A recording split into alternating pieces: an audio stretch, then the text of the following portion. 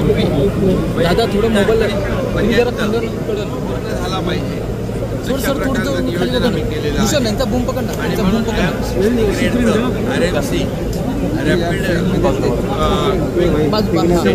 जे मटेरियल आहे ते वापरून फ्लेवरने हे कम्प्लीटपणे तुम्ही मागे हां परफेक्ट बरं हां बस आपण पाहिलं की या ठिकाणी प्रिकास्टचे पॅनल टाकण्याची आवश्यकता आहे.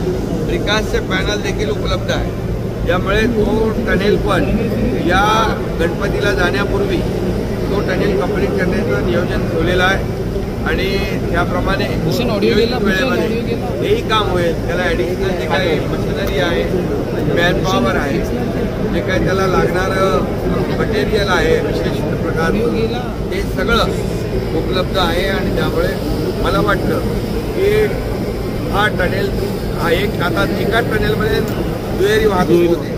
आता तो टनेल कंप्लीट झाला तर 2 टनेलमधून जाणं येणं होईल आणि गणेश भक्तांना मोठा दिलासा मिळेल.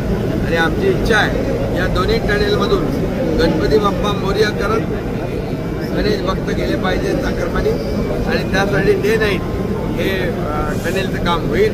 आणि मला वाटतं ह्या सर्व टीमने ठरवलेलं आहे की हे टनेल कंप्लीट करून हे दोन्ही टनेल आपल्या वाहतुकीसाठी उपलब्ध होतील, जेणेकरून वेळेची बचत म्हणजे जिथे म्हणजे 10 मिनिटामध्ये हा जो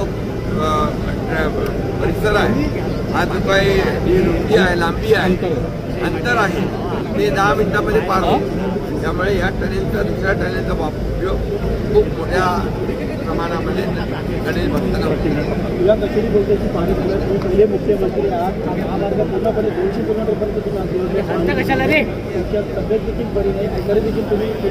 याच्यामध्ये शेवटी फील्डवर काम केल्यावर ग्राउंड रिॲलिटी काय आहे, तिथल्या अडचणी काय आहे, तिथे आपल्याला काय वापरलं पाहिजे, तिथे काय कोणाला सांगितलं पाहिजे, या सगळ्या गोष्टी आपल्या लक्षात येतात. बघा माणगावमध्ये पण मी SP-ना सांगितलं, कलेक्टरला सांगितलं की माणगावचा जो आता बायपास होईपर्यंत हाच रस्ता वापरायला लागेल, पण तिथं वाहतुकीचं नियमन करावं लागेल. तिथे पूर्णपणे ट्रॅफिक पोलीस वॉर्डन अधिकचे लावावे लागतील, जेणेकरून कुठेही ट्रॅफिक होणार नाही. अशा प्रकारच्या सूचना मला देता आल्या प्रत्यक्ष स्पॉटवर आल्यामुळे. तिथून MTHL मधून आपण उतरतो खाली फळसपेठ फाट्याला येतो, तो जो सर्व्हिस रोड आहे तो सर्व्हिस रोड देखील DLC RMCने आपण करण्याच्या सूचना दिल्या. तिथं देखील वाहतुकीचं नियंत्रण करण्यासाठी नव्या मुंबईच्या पोलिसांना सूचना दिलेल्या आहेत. त्यामुळे जिथं जिथं आता रस्ते कुठे आहे आपण तात्काळ त्या ठिकाणी गणपतीपूर्वी करू शकत नाही, तिथं वाहतुकीचं नियमन ट्रॅफिक पोलीस आणि वॉर्डनच्या माध्यमातून प्रशासन करेल, जेणेकरून कुठेही वाहतूक मोठी होणार नाही. आणि ज्या ठिकाणी आता आपण पाहिलं काही ठिकाणी रस्ता खराब आहे, तिथे जे रेडीमिक्स जे आहे 60 ग्रेडचं ते टाकलं की तेही टिकेल. जिओ पॉलिमर टेक्नोप्लास जे आहे तो जो एक प्रकारचा मेथड आहे ते तर तुम्ही बघितलेलं आहे. आणि दुसरं हे RMC पॅनल हे तुम्ही बघितले नाही प्रिकास्ट, तर त्यांनी तो अख्खा रस्ता बनवला आहे. आमची गाडी पण त्याच्यावरून आली, तुमच्याही गाडी त्याच्यावरून.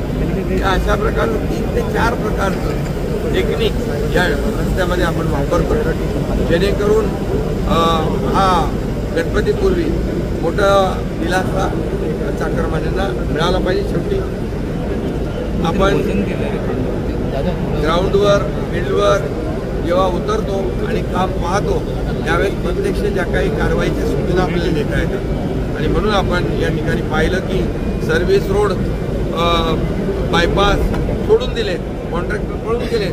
अशा कॉन्ट्रॅक्टरचे फक्त टर्मिनेशन करून किंवा त्याच्यावर ब्लॅकलिस्ट करून भागणार नाही, कारण त्यांनी जो बायपास केला असता, त्यांनी सर्व्हिस रोड केला असता तर लोकांचे ॲक्सिडेंट झाले नसते, लोकांचे जीव गेले नसते. म्हणून अशा कॉन्ट्रॅक्टरवर ब्लॅकलिस्ट आणि टर्मिनेशनची कारवाई तर झालीच पाहिजे, परंतु त्यांच्यावर सदोष मनुष्यवधाचा गुन्हा देखील झाला पाहिजे, अशा प्रकारच्या सूचना दिल्यात.